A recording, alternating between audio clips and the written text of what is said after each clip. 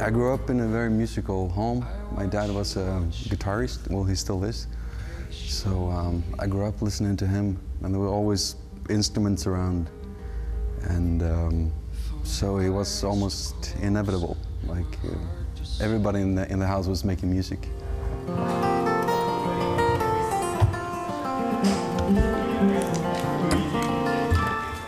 Definitely my father was the first musical hero, and then it grew up to, I was a really big fan of Michael Jackson for some years, which probably doesn't show at all in my music. But then I got into Genesis and Peter Gabriel and kind of progressive British music. And yeah, I think that's my foundation, my musical foundation somehow.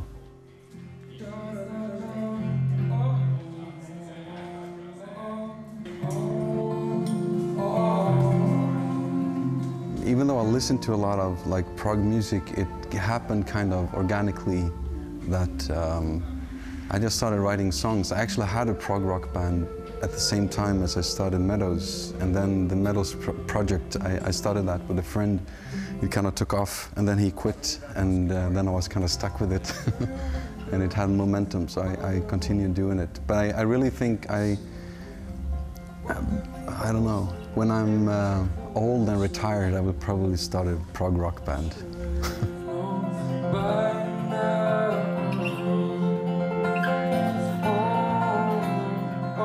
I released the EP in October, the end of October.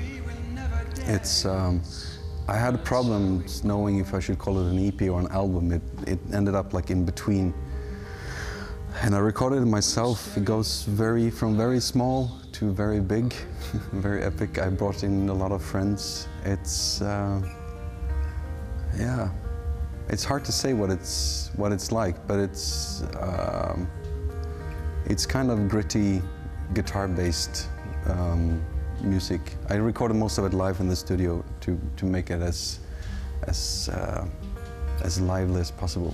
I did full takes for it. Press your thin hands at the ceiling,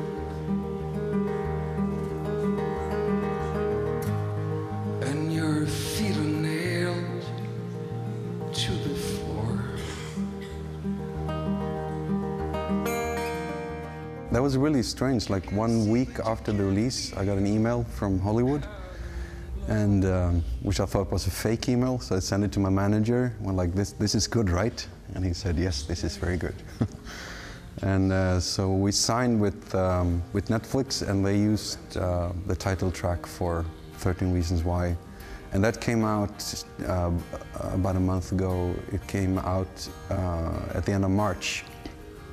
It really changed a lot for me to have that song in there. I reached a lot of new people through that series. It's a really good show.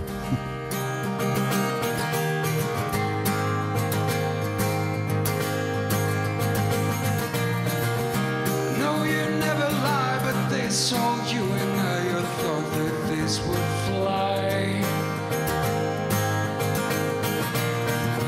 I turn my eyes down low and I see the stars below. I know I have to call.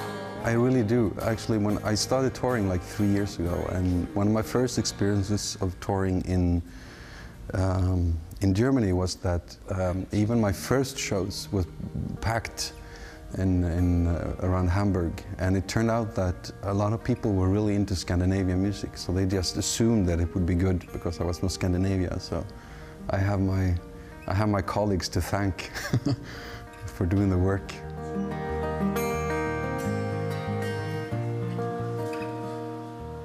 My future plans for Meadows is probably to, I want to grow on the live scene. I'm recording a new album for next year, and obviously this Netflix thing just gave me a little bit more traction, so I have a little bit of a bigger platform now. And yeah, I'm going to record my album, release it, and then hopefully I'll be on tour a lot. That's my plan. That's the only thing I want to do. I just want to play for people.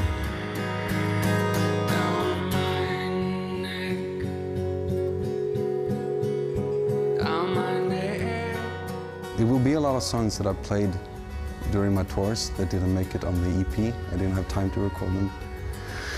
And some of it I'm writing now. I think I will, yeah, it will be some more songs that are just guitar and vocals, but I'm also bringing in like a bigger band with strings and orchestra stuff.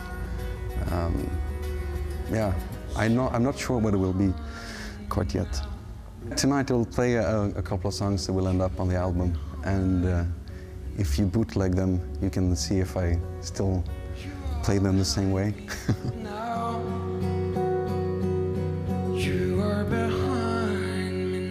I'm really curious to see, because I haven't played here yet, I'm playing in a few hours. I'm really curious to see what the Hungarian people like, because there's a huge difference.